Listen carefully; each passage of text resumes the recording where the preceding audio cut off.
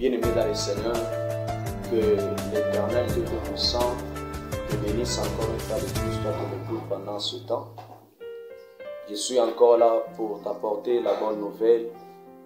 Et aujourd'hui, par la grâce de Dieu, nous allons parler sur un thème qui engage beaucoup de discussions. Vous savez, la plupart des personnes croient que l'enfer c'est un slogan et le paradis aussi c'est un slogan. Alors aujourd'hui, je crois que Dieu nous fera grâce. Nous allons parler sur l'enfer existe et le paradis existe. Parce que même si vous vous rappelez très bien, vous allez voir que quand Jésus-Christ était à la croix, il était crucifié ensemble avec des voleurs. Alors, un voleur parmi ces deux lui a dit que souviens-toi de moi quand tu reviendras dans ton règne. Alors Jésus a dit que dès aujourd'hui tu seras avec moi au paradis. Donc lui-même il a fait mention du paradis. Donc c'est-à-dire que le paradis existe réellement, ce n'est pas un slogan, c'est une réalité. Alors sans plus tarder, aujourd'hui nous allons voir l'histoire d'un homme riche et du pauvre Lazare. C'est une histoire que la plupart des gens connaissent très bien, mais cette histoire nous montre réellement que l'enfer existe et le paradis existe.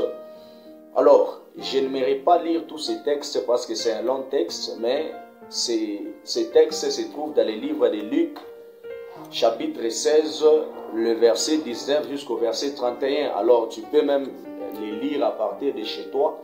Mais moi, je vais essayer un peu de paraphraser ces textes.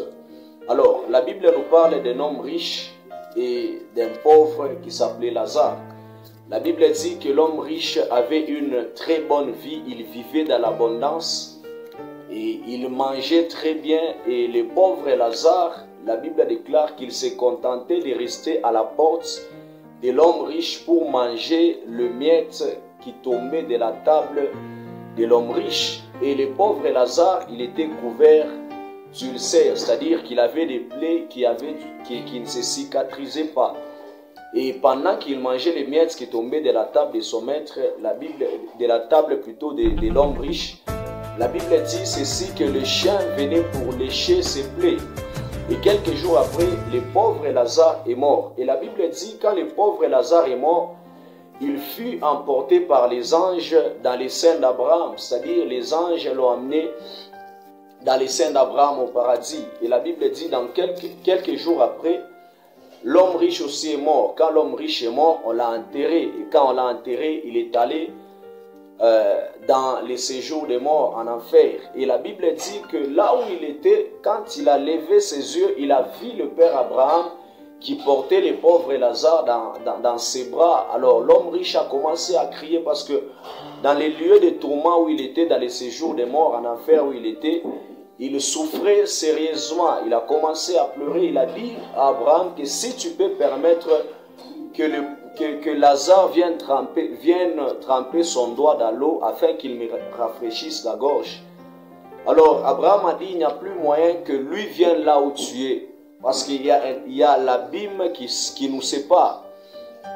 Et l'homme riche ne s'est pas arrêté là. Il a dit au père Abraham que si alors tu peux permettre à Lazare d'aller dans la maison de mon père, parce que là j'ai laissé mes 5 frères afin qu'ils puissent les avertir pour qu'ils ne viennent pas là où moi je suis.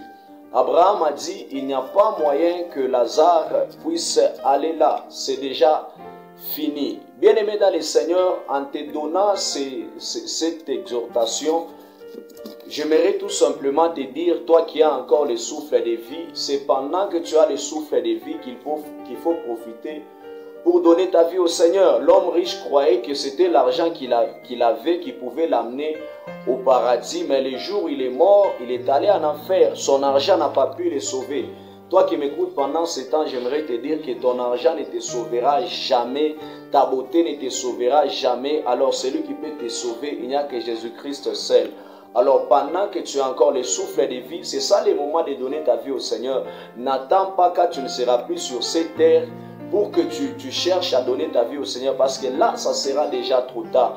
Même la personne qui t'encourage aujourd'hui à aller prendre la bière, les jours où tu mourras, cette personne ne sera pas là. Les jours où tu iras en enfer, cette personne ne sera pas là. Alors, tu as encore cette chance-là de donner ta vie au Seigneur. Alors, c'est ça le moment. Ne renie jamais le nom de Jésus. La Bible dit, Jésus lui-même dit dans Matthieu chapitre 10, le verset 33, que quiconque me reniera devant les hommes, je le régnerai aussi devant mon Père qui est dans les cieux. Si tu renies le nom de Jésus aujourd'hui, tu refuses de donner ta vie au Seigneur, sache que les jours où tu mourras, tu seras seul face à ton destin.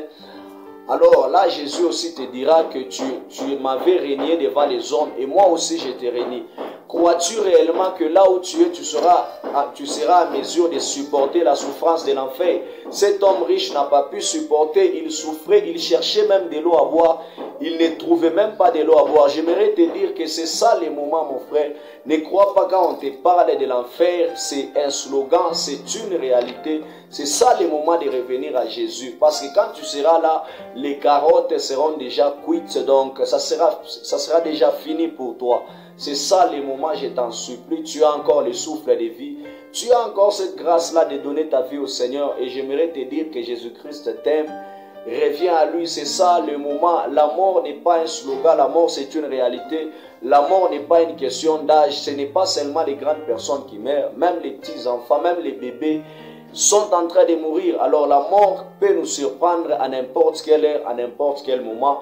Tout ce que nous devons faire, nous devons tout simplement être prêts. Même si la mort nous surprenait aujourd'hui, nous irons au paradis sans aucun problème si nous avons déjà donné notre vie au Seigneur. Alors ma prière et le vœu de mon cœur, là où tu es, que Dieu t'aide à prendre conscience que après cette vie, il y a encore une autre vie qui t'attend. Et cette vie-là, ce n'est pas une vie terrestre, mais c'est une vie céleste. Que Dieu te bénisse.